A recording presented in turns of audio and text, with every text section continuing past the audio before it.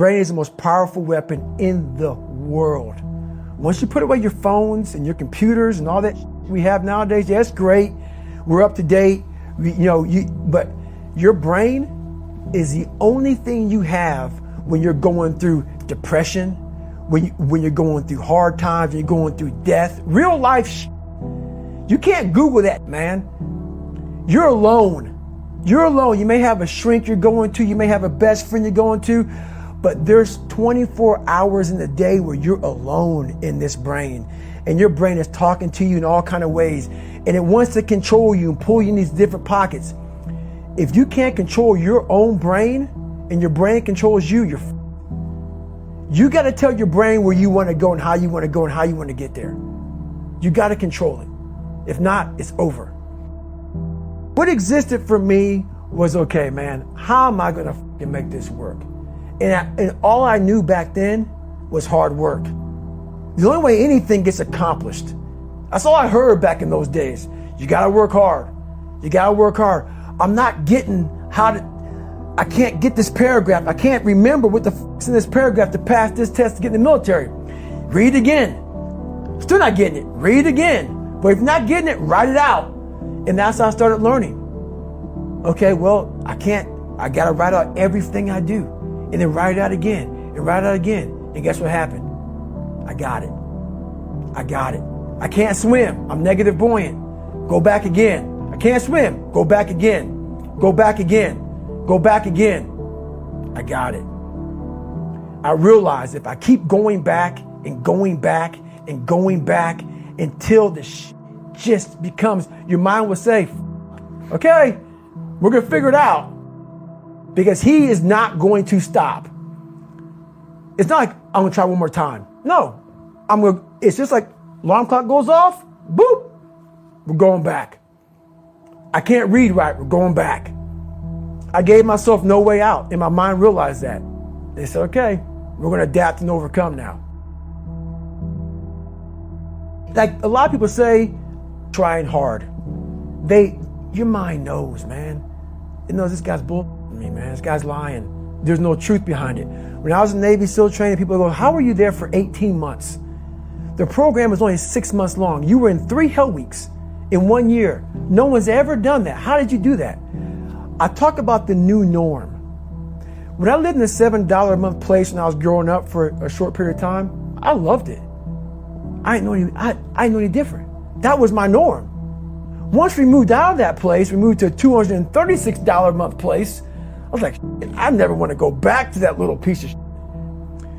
But if you go back to that $7 a month place and you realize this is where I live, this is all I got, your mind says, roger that, this is home. So when I was going through Navy SEAL training for 18 months and going back through all the hard parts over and over again, I told myself after the first time, I knew it was gonna be a long journey there. My body was breaking down. It was just how it was going on. I said, you know what? This is my new norm. So my mind said, it's like going to work. Like you go to work, you put your suit and tie on. I go into suffering every day. Every day suffering, being broken, duct taping my feet up, stress fractures, shin splints, being broken. This is my new norm. And your mind says, if we're not broken, this ain't normal. We gotta be broken. So then your mind starts to get tougher and tougher and more callous. People go, how did you run on broken feet? Broken shins. My mind knew this is how we operate. We're in Navy SEAL training. This is what we are. I became hell. And that became my new norm. I gave myself no way out. There was nothing outside these walls of hell. Nothing. I love God, but for a short period of time, I became the devil, because that was hell. I became the boss, the owner, the CEO of Navy SEAL training. That was my mindset. And that's how you get through things. You immerse yourself in wherever it is, and you become that.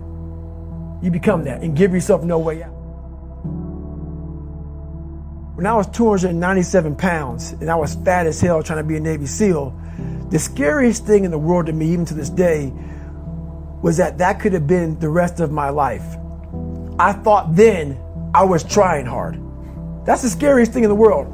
I thought then 297 pound, working for Ecolab, spraying for cockroaches, making $1,000 a month. I thought that was me at my 100% potential. Come to find out, a few years later, I wasn't anywhere near that. 106 pounds less, graduated Navy SEAL training, went on to do all these other things. Looking back on that, that was me trying hard. That's why people got to understand what is in us. We have no idea until we start trying hard. And I mean really trying hard, where you're obsessed with, hey, this is my new norm. My new norm is that, wow, this isn't always fun. It's not always meant to be fun. And that's when you know you're trying hard.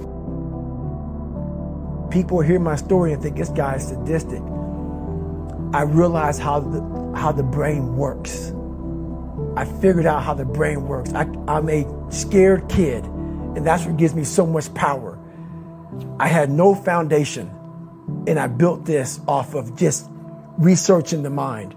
The feeling you get is basically invincibility. You realize that you can't do it all the time. When you need to do it, I know I can go to a place that I can live in. And when you know that you can run on broken legs and you can do certain things that a lot of people can do, but they're not willing to do, this power, this sympathetic nervous system of fight or flight, and you're fighting, it gives you this charge of energy of when you're sitting there at 3:30, 4 o'clock in the morning and you're duct taping your feet up because they're broken, and you're doing it by yourself, and you're going through arguably one of the hardest training in the world. And these guys, most of them are healthy, and you're going through it broken, and you're already at a disadvantage, but you're still there. You can feed into that and tap into that for a lot of power. But if you look at it, well, I'm broken, man. I'm not gonna make it. But if you look at it as, man, I'm broken and I'm still here. And I'm fighting, and I'm gonna find a way to get through this because I have no other place to go. It gives you a lot of power. When things start to suck really, really bad, my brain and a lot of people's brain, they don't go to your dad beating you up. Your brain says, we gotta get the out of here. This is miserable. So anger goes away a lot of times when you're suffering because your brain just says, we gotta run. We got to go. So that anger is not popping up saying, oh, I want to show them. I want to show those people. No, there has to be a much deeper. When I say deeper, it has to be down to mineral soil. It has to be down to that nice mineral soil where nothing can burn. You can't burn dirt. So it has to be down that low, that literally is something in you that's at the core of your soul. But you don't find it unless you spend a lot of time with what you want to be in life. I can't give that to you. Right. You can't give it to somebody. When you find your true passion in life, and my passion for me wasn't like, oh, I want to be, I don't give a Navy SEALs, Army, I don't give a shit.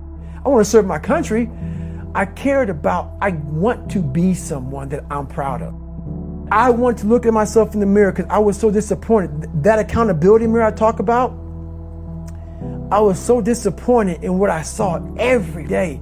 I wanted everybody to love David Goggins. And a lot of people did. I didn't love myself.